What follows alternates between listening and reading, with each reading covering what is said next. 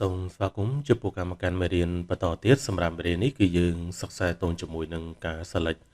object នៅក្នុងកម្មវិធី Autodesk Maya សូមបងប្អូនជួយចុច Subscribe ក៏ដូចជាចុចរូបសញ្ញាកណ្ដឹងដើម្បីទទួលបានវីដេអូថ្មីៗពីការចែករំលែកការប្រើប្រាស់កម្មវិធី Autodesk Maya នៅក្នុង project នេះគឺយើងមាន object ចំនួន4ទី1មាន sphere មានគូបមានកោណហើយមាន cylinderដើម្បីធ្វើការ select លើ object គឺយើងចូលទៅ select ទៅលើ selection tool នេះអញ្ចឹងក្នុងករណីខ្លះយើងស្ថិតនៅក្នុងឧទាហរណ៍ដូចជា scale tool ឬក៏ rotate tool ដើម្បីចូលទៅ selection tool គឺយើងចុចទៅលើអក្សរ Q យើងចុចទៅលើអក្សរ Q នៅលើ keyboard មកគឺវាដូរមក selection tool បន្តមកទៀតគឺយើងគ្រាន់តែ click select ទៅលើ object ដែលយើងចង់ធ្វើការ selectឧទាហរណ៍ថាខ្ញុំចង់ធ្វើការ select ទៅលើ sphere ចុចខ្ញុំ click ទៅលើវាមកឃើញទេគឺ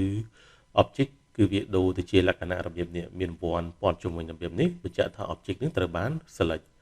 ឧទាហរណ៍ខ្ញុំចង់ធ្វើការ select ទៅលើ cylinder ខ្ញុំ click លើវាមកគឺ cylinder គឺវាដូរមករបៀបនេះហើយដើម្បីធ្វើការដោះ select វិញគឺយើងចុចទៅលើផ្ទៃទំនេរនៃផ្ទាំង viewport ហ្នឹងដើម្បីធ្វើការដោះវាវិញហើយក្នុងករណីដែលយើងចង់ធ្វើការ select ច្រើនគឺយើង click select ទៅលើ object ទី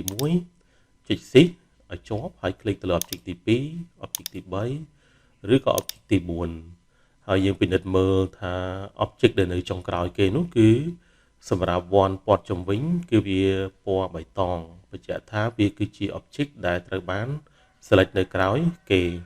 ហើយបើយើងចង់ធ្វើការដោះ select វិញគឺយើងចុច C ជាប់ដែរ click ទៅលើ object ណាយើងចង់ធ្វើការដោះអូខេឃើញទេនេះគឺជាការ select មួយទៀតគឺយើងប្រើប្រាស់ទៅលើ marquee tool នោះគឺយើង click ហើយ drag វាឧទាហរណ៍ខ្ញុំចង់ធ្វើការ select ទៅលើ object ពណ៌ក្រហមនេះជិះយើង click មកនេះ click ទាញសកត់ឲ្យជាប់ហើយអូសដើម្បីធ្វើការបង្កើតជាប្រអប់ដើម្បីឲ្យព័ទ្ធជុំវិញទៅលើ object ហ្នឹងហើយយើងបន្លែងវាមកគឺវា select តែម្ដងអានេះគេហៅថា marquee select មួយទៀតឧទាហរណ៍ខ្ញុំចង់ធ្វើការ select ទៅលើ cylinder ខ្ញុំ click ទាញរបៀបនេះហើយបន្លែងវាអញ្ចឹងបញ្ជាក់ថា object នេះត្រូវបាន select ដោយសារតែវាមានវណ្ណព័ទ្ធជុំវិញហើយបើយើងចង់ select ច្រើននោះក៏ដូចគ្នាដែរអត់ខុសគ្នាទេគឺយើង click ទាញរបៀបនេះមកព័ទ្ធជុំវិញហើយយើងបន្លែងវាហើយដៃរបស់យើងគឺចុច C ជាប់ហើយយើង click ទាញទៀតបន្លែងវាឃើញទេវាគ្រាន់តែប៉ះគឺវា select តែម្ដងហើយយើងបន្លែងវាមកដើម្បីដោះក៏អញ្ចឹងដែរយើងចុចទៅលើ key shift key ជាប់ហើយយើង click ទាញ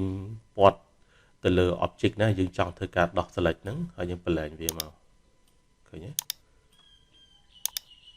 មួយទៀតយើងអាចប្រើប្រាស់ទៅលើ control key ឧទាហរណ៍ខ្ញុំចុច select ទៅលើ object ទី1ចុច shift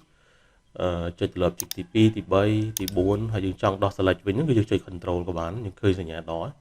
click ទៅលើ object ណាយើងចង់ធ្វើការដោះមកគឺវាដោះហើយឃើញអូខេបើយើងចង់ select ទាំងអស់ទេគឺយើង click បង្កើតជាប្រអប់ព័ទ្ធជុំវិញទៅលើ object យើងចង់ធ្វើការ select ហ្នឹងហើយយើងបន្លែងមកគឺវា select យកទាំងអស់អូខេមួយទៀតនោះគឺយើងអាចចូលទៅកន្លែង select នេះមានប្រភេទ select all នេះ select all គឺវាចាប់យកទាំងអស់ហើយវាមានដូចជាគេ invert select ឧទាហរណ៍ថាខ្ញុំ select ទៅលើ object នេះចាំផ្សេងទៀតគឺវាអត់ select ទេខ្ញុំចង់ធ្វើការ select អស់នេះហើយខ្ញុំបន្លែង object ពណ៌ក្រហមហ្នឹង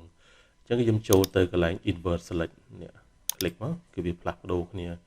អានេះមុនគឺវា select ក៏ប៉ុន្តែយើងយក invert select គឺវាដោះ select វា select ផ្សេងទៀតដែលអត់ទាន់បាន select ហើយសម្រាប់មួយទៀត